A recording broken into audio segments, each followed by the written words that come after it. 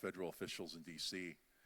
and we had found out that we needed to participate in campaign contributions and voter registration, because that's how you get work done in D.C. is through Congress and the Senate. And later on, we didn't even think about the level of engagement we'd have with the president. But those are all things that we had to do on a local level to get access that we needed. And the tribes have, of course, been very sophisticated in our ways that we engage with our elected officials. And the fact that we get many of them to come here now to our conferences is, of course, an important accomplishment. I remember back when Clinton was president,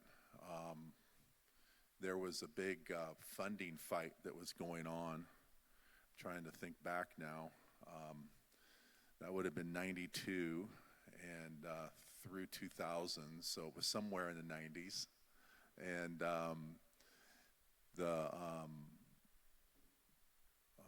Senator Slade Gordon had proposed a huge cut to tribal programs and tribal funding in the interior budget. And this budget was being supported by the Congress. And so we really were worried that it was going to pass and then go to the president's desk. And this was called the Tribal Priority Allocation, or the TPA. And we were very concerned about that. And President Clinton had had his intergovernmental affairs person, who mainly worked at that time with the counties and the states, to start working with the tribes. So this was like the first time we'd ever really got any, that I remember, any attention from the White House. So she set up a meeting while we were at NCAI in the executive office building, and we were demanding that the president say he would veto the bill if it came to his desk. So we were there, and one of his counselors came in and spoke on his behalf and talked about how, in a kind of a Clinton manner, how we felt our pain and that he would do all he could, but he couldn't guarantee that he could, there was no guarantees. We had to work through this, and it was just kind of, I could just feel in the room the anger was just building because people were really getting upset. And some of the tribal leaders got up and were very clear about the fact how important this was to them. And now some of them were basically saying, wait, we are not leaving until we get a veto assurance. So anyway,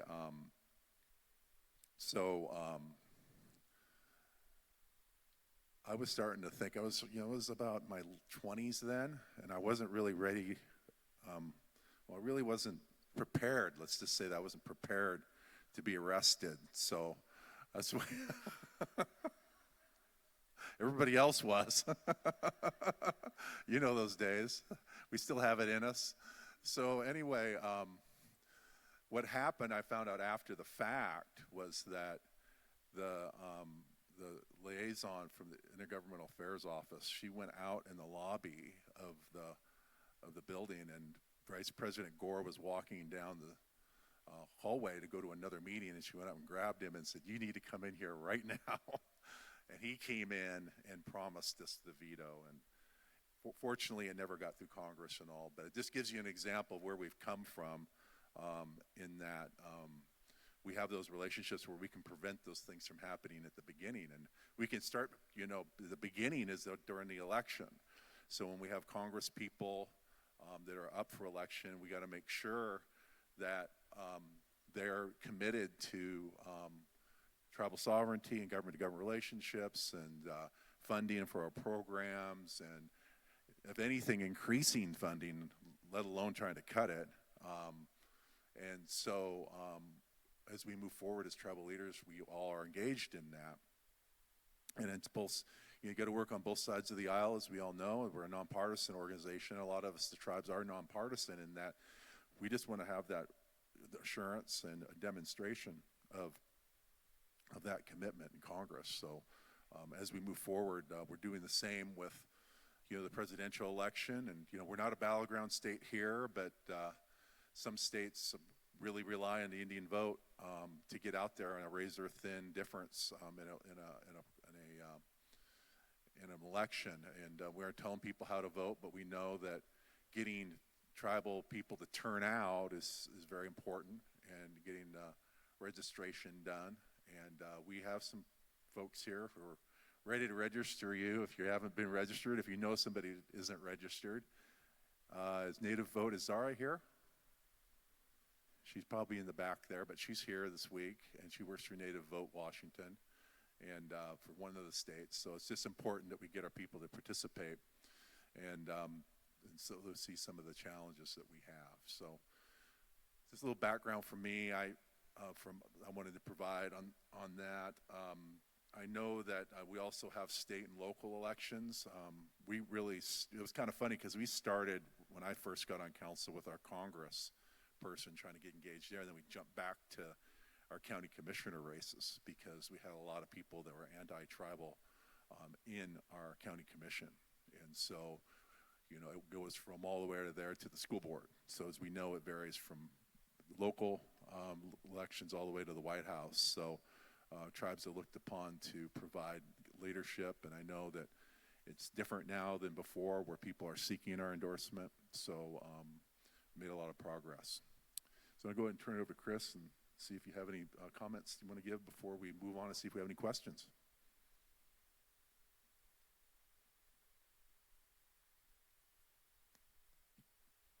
Yeah, good morning. Chris Peters, I'm your Assistant Secretary here at ATNI, and I have the honor of serving the Squaxin people as their council chair. And we just want to talk a little bit about this transitioning that's going to occur with the new administration and the federal government. I think the biggest thing is that we want to maintain some continuity in this transition. The most basic and most important things, regardless of who's our next president, is these folks have got to maintain the federal government's trust responsibility. That's something that we cannot compromise on. And so it's something that we need to set that expectation early and keep that going, maintain it. The other thing is they need to respect and understand our tribal sovereignty as individual nations. And I think a couple things. After November 5th, I think we need to be having the conversation with the Biden administration that when he is working on his transition, we want those things for him to be a priority to speak to the next president on. That it's important to maintain the trust responsibility. It's important to maintain that sovereignty of the tribes. Regardless of what party you are, we believe that indigenous values and indigenous ways are good for everybody. And then obviously, we need to meet with the new president and executive staff and have these conversations with them as well. One of the things that Biden's administration has done over the last couple of years is brought back the Tribal Leaders Summit. It has been a good thing to do. I think we spoke a little bit this morning with Jared Erickson, and it's something I think in the last couple of years it's been that first week of December, and I think there'd be a good opportunity for us, again, as tribes, to come together and continue to stress to the federal government that trust responsibility and our tribal sovereignty. The other thing about President Biden, when he first came on, if those of you remember, he put out an executive memo or order, I don't remember exactly what it was, but it required all of his secretaries and his cabinet folks to reach out to the tribal leaders within a certain amount of days and consult and engage with us. And if you remember at the time, it was a bit overwhelming, it was a lot, but at the same time, it set a tone, it set a culture that tribal ways were important, and that his expectation to his cabinet folks and all of his leadership is that we are sovereign nations, it is federal Indian law, and that his people will follow that. And that was really important and meaningful to me. As overwhelming as it was, and getting all the letters and the Zooms and all that stuff, it was meaningful. And I think it's important that we maintain that continuity. So one of the things I think we're hoping to do here is actually hear from you folks What are some things that are priorities to you as tribal nations, but also individually, but also as a group?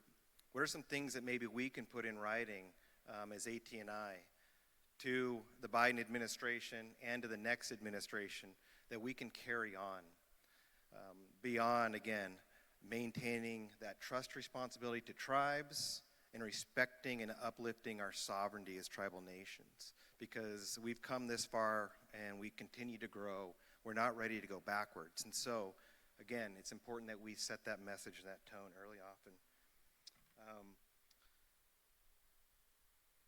Obviously, we want to invite all electeds to come and speak to us.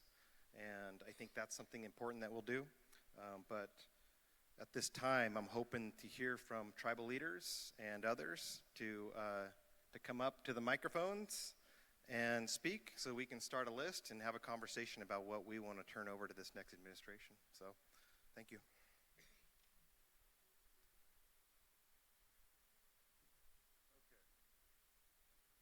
All right, first one's over here. Chairman. You can give us a second. Elliot will make it hot for you. There you go.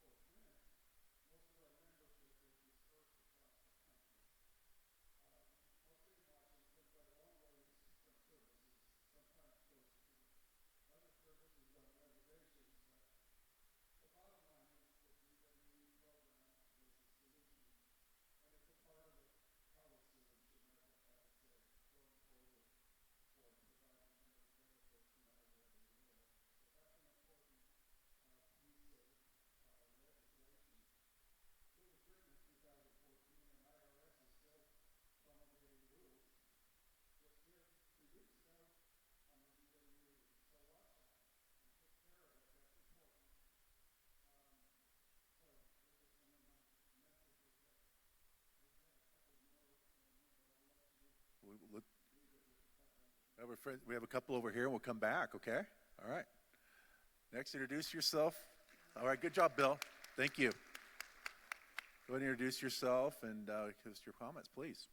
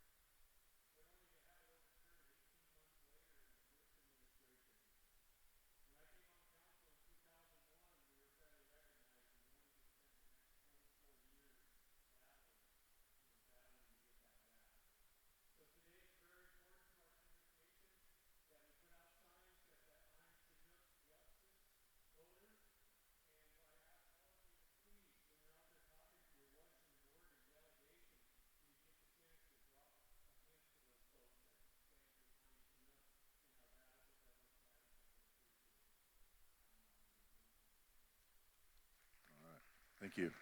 Next, state your name and your comment, please.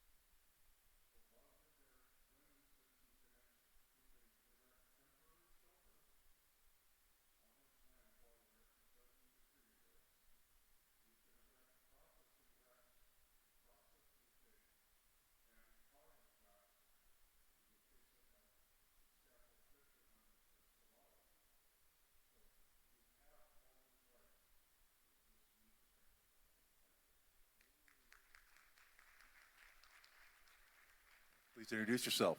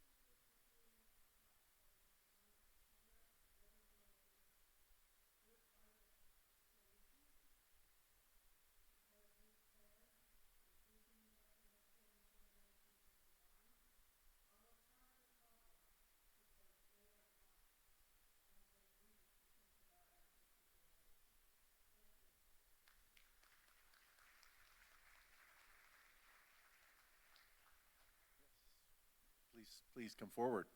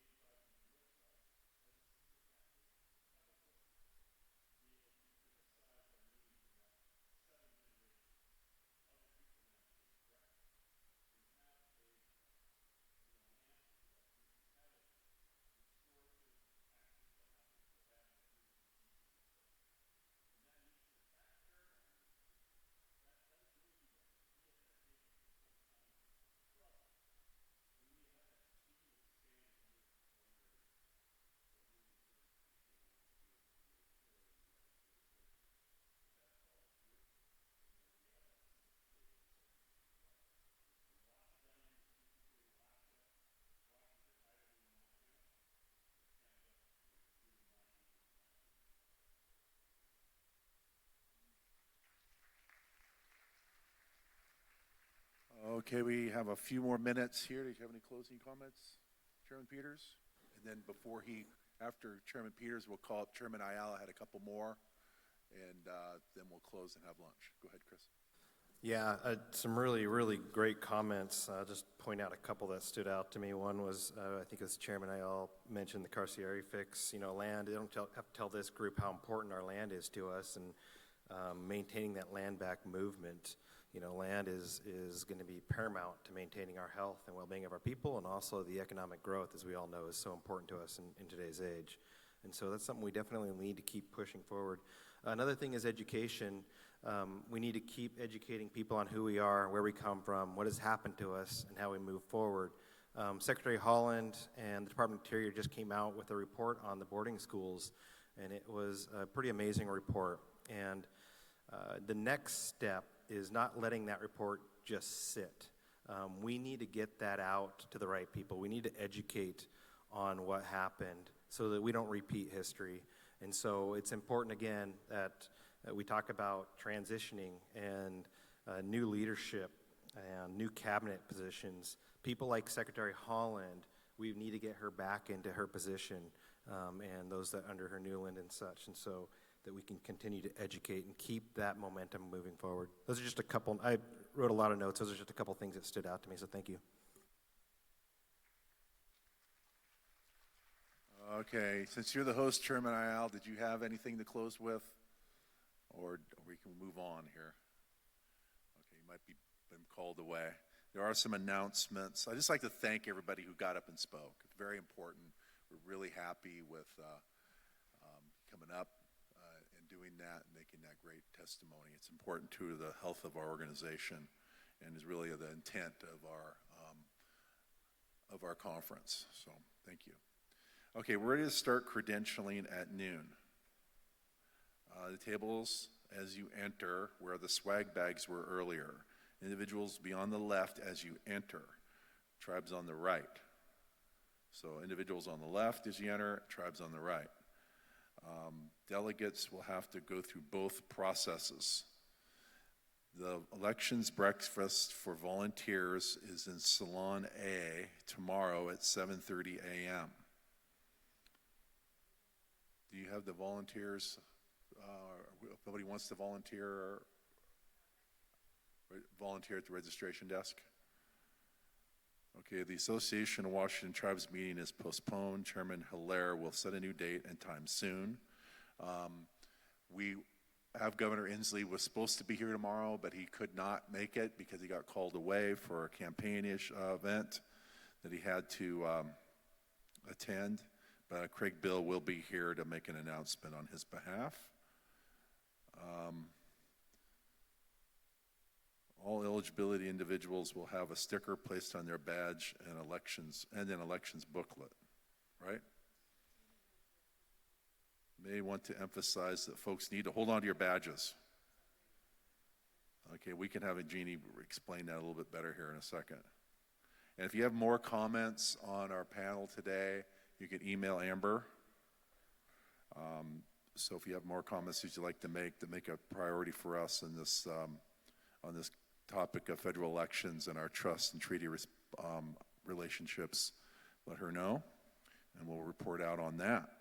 Okay, Jeannie, do you want to make any more announcements? You can just do it from there if you want. You just got to hold the button on your mic there. Pull that forward.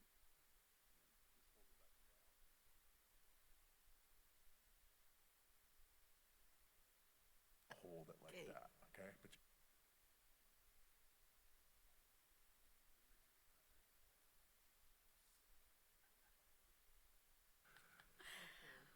I just wanted to mention that since we discussed elections, that we do have the credentialing process to let the tribal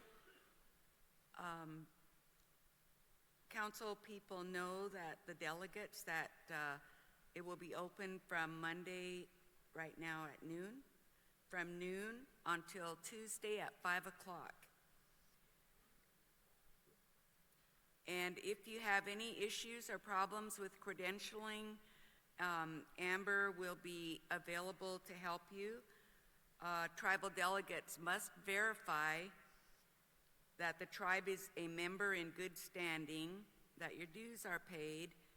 The voter is either tribal chair, no resolution is required, a named tribal delegate via resolution or letter if prior year representation hasn't changed, named tribal delegate via resolution or letter if prior year representation hasn't changed. Only one delegate alternate may be credentialed for a tribe. If all the criteria are met, a volunteer will place a credentialed sticker with the number of available votes on the name badge of the delegate. Delegates may be credentialed for both individual and tribal voting.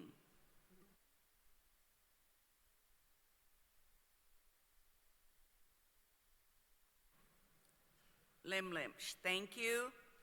Have a good afternoon. Great. Thank you for the update. All right.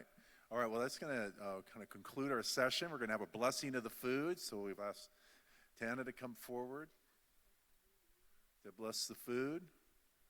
And the food is in the hallway, I understand. And we thank the Cowlitz tribe for hosting and providing lunch today. Let's hear it for Cowlitz Nation tribe, the council there. So if you could go ahead and turn it over to our elder.